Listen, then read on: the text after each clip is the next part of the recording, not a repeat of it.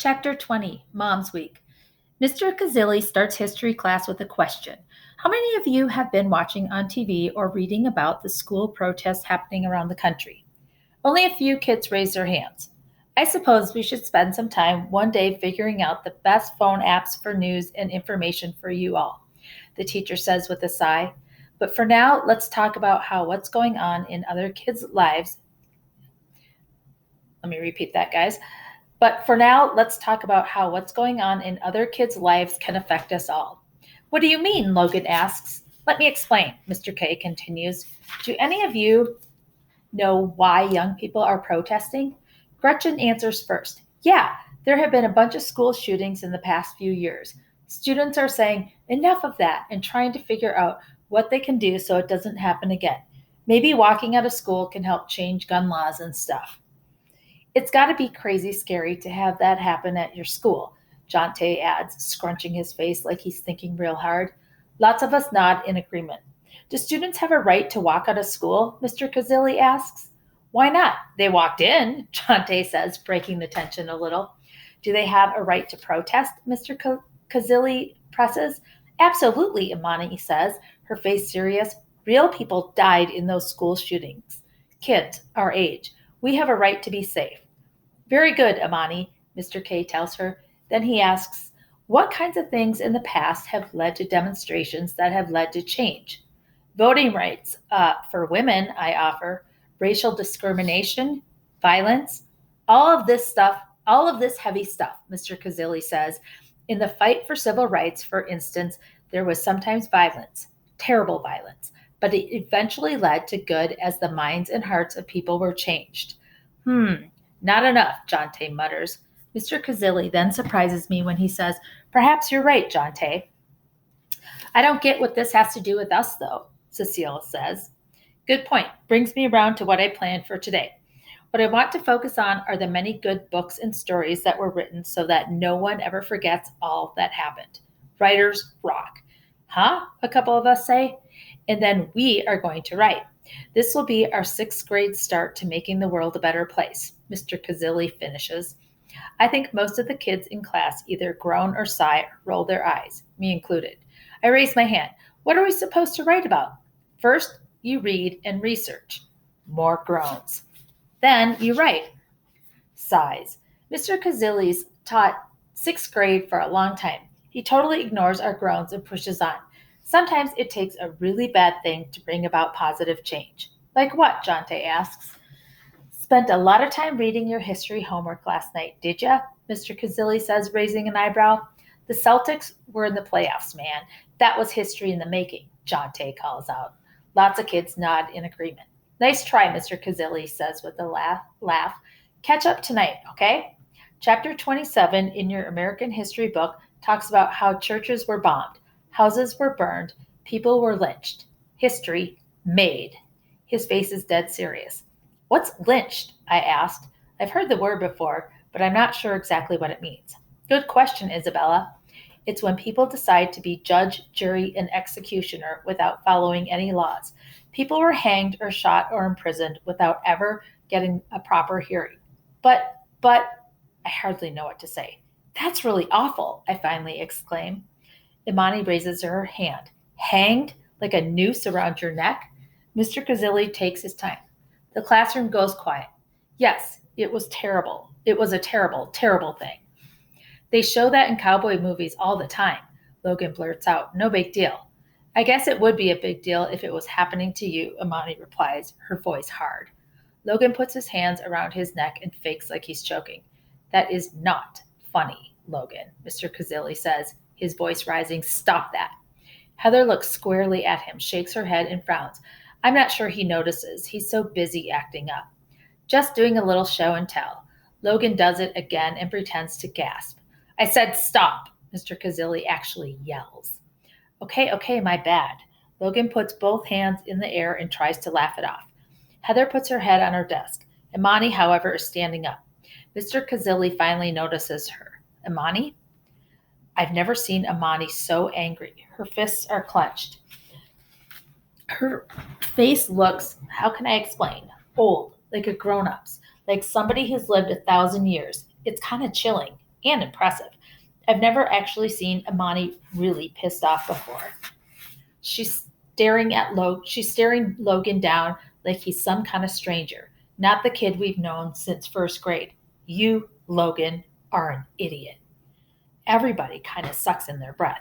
She narrows her eyes as Logan's go wide. Real people were once executed by hanging with a rope and a noose. People like me. That is not funny. I'll say it again. You are an idiot. And then she sits back down. The room gets scary silent. Everybody stares at Logan, who's slumping as far down in his seat as he can without actually getting under it. Sorry, he mutters, but he doesn't look sorry. Mr. Kazili looks from Imani to Logan and tells Logan he will see him after school for a whole hour of detention. Logan starts to protest, but a stern look from Mr. K shuts him down. Chapter 21, Dad's Week. I like gym class most of the time. Grown-ups don't get how hard it is to be quiet all day, so screaming and hollering and bouncing balls is always fun. The only bad part is lots of us smell pretty funky afterwards. The showers have been broken for as long as I've been at the school. Every year at the first day assembly, the principal promises that funding will be available soon, but so far it hasn't happened. The good thing is I have gym last period on Thursday, so I get to go home. Well, whatever home I'm scheduled for, and shower. I got to get the dirt off the day washed away. After 40 minutes of volleyball, we hurry back to the locker room to change and get our backpacks and stuff. Heather's sweaty and out of breath, all hyper because her final serve won the game of our side. Imani had been on the other side of the net. I could have hit that, she fronts. But you didn't, girlfriend, Heather hoots. Our side won. I get my backpack out of my locker and toss it onto my shoulders. Heather does the same. Imani is getting annoyed at her lock. She seems jammed. She gives it one hard tug and it finally opens. But then she stumbles backward, hand to her mouth, and lets out a scream. I've seen a few scary movies, but I have never heard a real human let loose a real, honest-to-goodness scream. We rush over. By this time, she is kind of choked, sobbing, and pointing. Inside her locker, dangling from the coat hook, is a thick rope, the kind we use in gym. It's knotted and tied round and round at the top. The bottom of it is looped. No, it can't be. No, but it is. It's a noose, a real rope.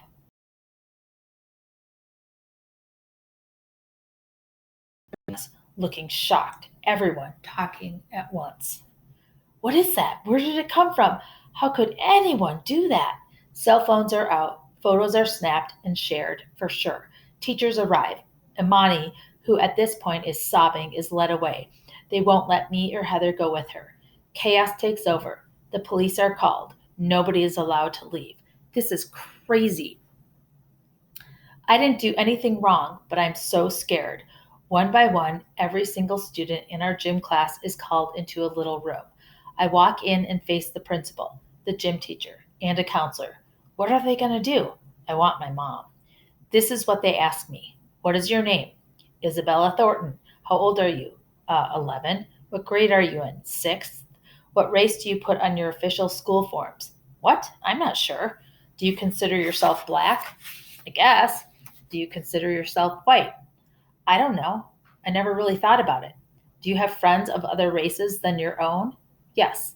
Do you know any teachers who show racial bias? No. Do you know any teachers who act negatively toward Imani? No. Do you know any students who act negatively toward Imani? No. Have you ever acted negatively toward Imani? Huh? No, of course not. She's one of my best friends. How long have you attended this school? Since 5th grade. What clubs are you in? None, really. What websites do you follow? I don't know, the usual ones, just to do homework. Do you use Instagram? Not very much. Have you ever been to a meeting about race relations? What? No. Have you ever been to a Black Pride meeting at your school? No. I've never heard of anything like that. Have you ever been to a White Pride meeting at your school? No. I've never heard of anything like that either. What time did you get to gym today? Just before class. About 2, I guess. What did you do when you first got to the locker room? You mean before class? I put my backpack in my locker. What did you touch in the locker room? I don't know. A bench, maybe? The door? My lock? My locker? A wall? I don't know. Did you leave the gym during class? No. Are you sure? Yes. Did you get back to the locker room before Amani? I think we all got here about the same time. Were you ever alone in the locker room? No. Where is your gym locker? Number 542. Do you know Amani? Yes. Are you friends with Amani? Yes. Do you know Amani's locker combination? No. Do you know anyone who dislikes Amani? No. She's nice. People like her. Do you dislike Amani? Huh? No, I already told you. She's one of my best friends. Has Amani ever made you angry? One time she ate my cookie at lunch, so I ate her chips. So there's been tension between the two of you. No, we're friends. We eat each other's food all the time. Have you ever had an argument with Amani? No, never. Have you ever seen Amani do anything suspicious? No, of course not. Do you know if Amani is associated with any racial pride groups? Huh? I don't even know what that is. By the time they're finished, I feel like throwing up. I don't see Imani anywhere. I found out later that her parents showed up really quickly. They were taken to another area. They tell us our parents have been contacted and school will be canceled tomorrow. They finally let us go home. Chapter 22, Dad's Week. No school today. News reports, police reports, gossip, phone calls, emails, Snapchat, Facebook, Instagram, opinions, anger, confusion, fear. Chapter 23, Dad's Week. I was pretty much numb after being questioned. It was like something on TV. No smiles, just crisp questions. But I can't even imagine what Imani had to go through. Somebody who lives in her neighborhood texted somebody else that police cars were in front of her house. Dad and Anastasia really wanted to talk to me last night, but I just couldn't. They were cool and let me just chill in bed for the evening. Even Darren knocked on my door, asking if I was okay, but he understood and left me alone. I fell asleep before dinner. Now I'm up way early, even earlier than I would be for school. I've been awake just thinking about it. Stuff. Writing in my journal and checking my phone. I'm usually psyched when we have a day off, especially when it falls on a Friday. But this feels so wrong. I tried to call and text Imani, but I guess her phone's off. I wonder what Heather is doing. If she's okay, if she's as scared and confused as I am. I tried to call her, but her phone goes right to voicemail too. Mom has called and texted me like a million times. She's worried. I keep telling her I'm fine, but my stomach feels gurgly, and I woke up like a billion times last night. Snapchat and Instagram are blowing up. Only a few of us were in the locker room, so it's nuts how people who weren't even there have so much to say. Why a noose? Why at school? Maybe it's a sign of what? Bad things to come. That makes no sense. Folks are a little worried. My uncle calls it stirring the pot. Your uncle doesn't even live here. But why Amani? I'm scared of what? Of what might happen. I ain't scared of nothing. We should protest. Protest what? I'm ready to fight. That's dumb. Who are you going to beat up? We had to boycott the hardware store. How do you know that's where it came from? You need to go back to first grade. Let's plan a walkout. Why? To get out of classes. That's stupid. You're really out, dummy. But it would be fun. Walkouts are serious things. Don't play. It's too cold to be walking out. Let's wait till next month. I hear a gentle knock at my door. You up? Can we come in, Isabella? Dad asks, opening the door an inch, peeking. I sit up. Sure, Daddy, come on in. Anastasia's with him. She's wearing a silky looking lavender top that's made a sweatshirt. That's made like a sweatshirt. Dad's in a plain white t-shirt and pajama pants. He smells of fresh coffee and he leans over and kisses the top of my head. We just want to make sure you're okay, he says. Yeah, I'm okay, I guess. Maybe. I reach up to smooth my puffy hair. This whole Anastasia pauses, then says carefully, this whole problem at your school is very upsetting. Her forehead has wrinkled up. Do you want to talk about it? Dad asks. I look back and forth between them. I could say I'm fine and maybe they'd go away. But am I fine? No. I'm kind of freaked out, so I go honest. I guess I am a little scared. They side eyed each other and wait for me to continue. Because a noose means, well, a noose is what they used to hang people, lynch people, black people. There, I said it. Dad sits on the edge of my bed as Anastasia says, You're right, it's become a horrible symbol of hatred. But why Amani? Just saying it out loud makes me angry. Well, Dad says, it seems that her parents are very active in a racial justice group here in town. They drive people from underserved neighborhoods to the polls so they can vote. They march in all the women's rights and voters' rights and equal rights demonstrations. They are the kind of people we all should be, not scared to speak out and do stuff to help folks. So somebody threatened Amani because her parents.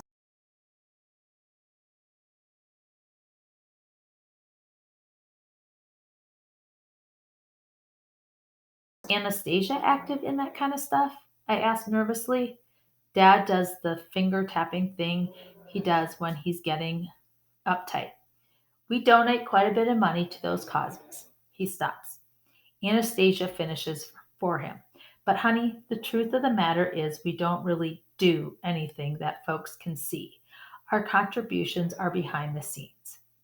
Is it selfish I feel totally relieved by this answer? I honestly don't care if they give $1 million to equal rights causes so the world can be better in the future. Right now, I'm worried about today, 6th grade. The only future I'm worried about is this coming Monday. What if it happens again? What if next time someone hurts Imani, like physically, or someone else who looks like her, who looks like I reach out and touch my father's hand. I look at my pale fingers next to his. Daddy? What, sweetie? Do you think people think I'm black or white when they see me? Am I black or white? His lips turn up into the slightest of smiles. I can't tell if it's a sad one, though. He looks at me with his bright brown, almost black eyes, eyes with thick lashes just like mine. Yes, is his reply. Yes. Chapter 24 Mom's Week. Mom, of course, is still crazy concerned about the problems at school. She and Dad even had a brief conversation about it yesterday at the handoff, and there wasn't a hint of snarling. She tiptoes into my room even before an alarm goes off on Monday morning. It's still dark outside. She lifts up Grandma's quilt and snuggles in next to me. Nothing is better than curling up with your mom first thing in the morning. You okay? She whispers. Yeah, I am now.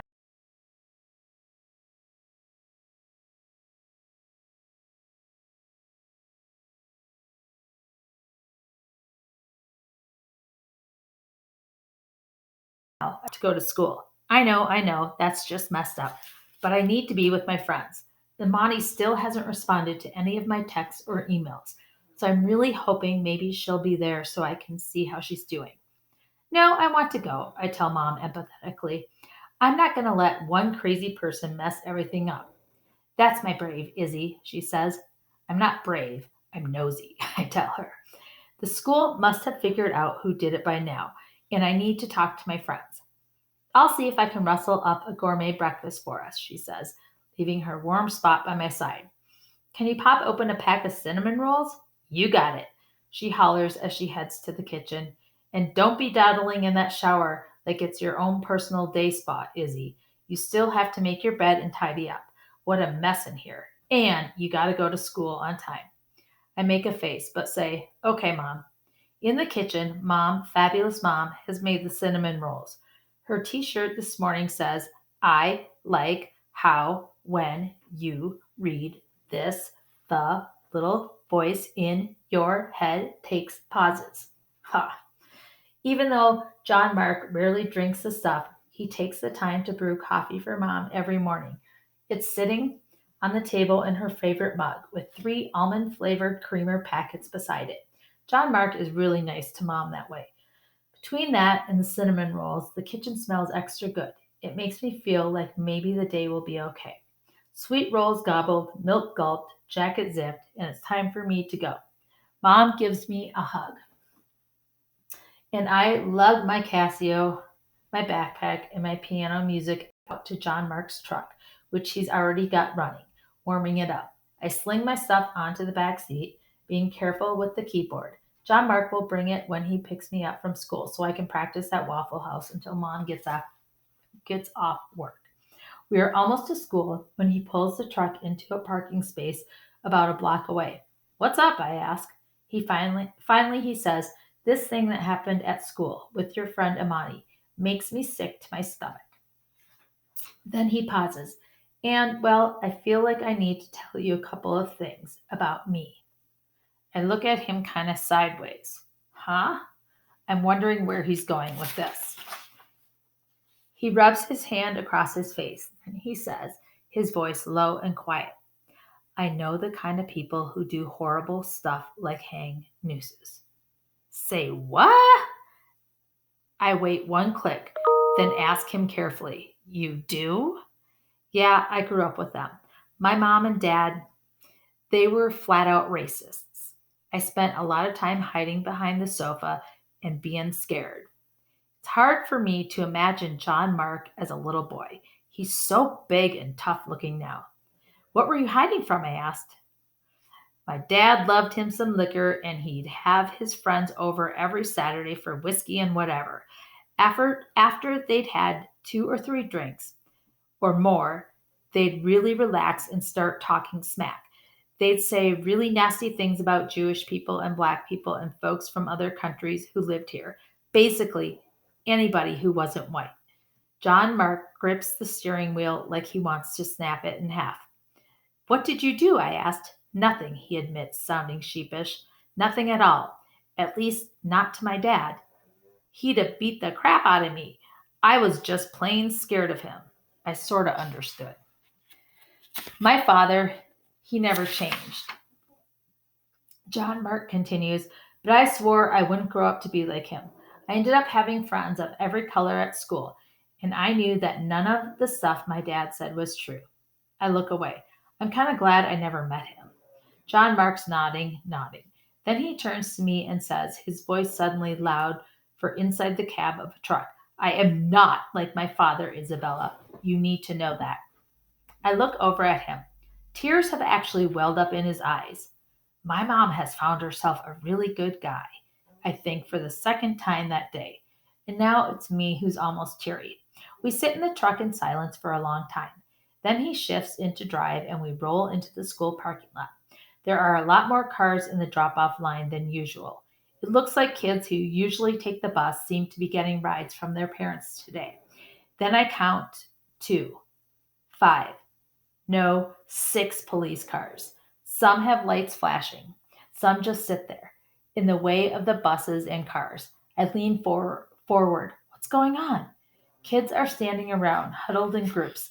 Everything looks okay, but it just feels wrong. There are police everywhere. I'm starting to freak out. What if more bad stuff happens? I've got a clencher grip on the door handle. John Mark reaches over and squeezes my hand. You've got this, Izzy, and I've got you. You hear? I blink and breathe. I squeeze back. Yeah, I say, letting my breath out in a whoosh. I'm good. Thanks, John Mark. And I mean it. Cars are inching to the drop off point. John Mark stops the truck in front of a large group of black students. They look like 8th graders. You sure? John Mark asks. Yeah, I'm okay, I tell him, but I'm not okay.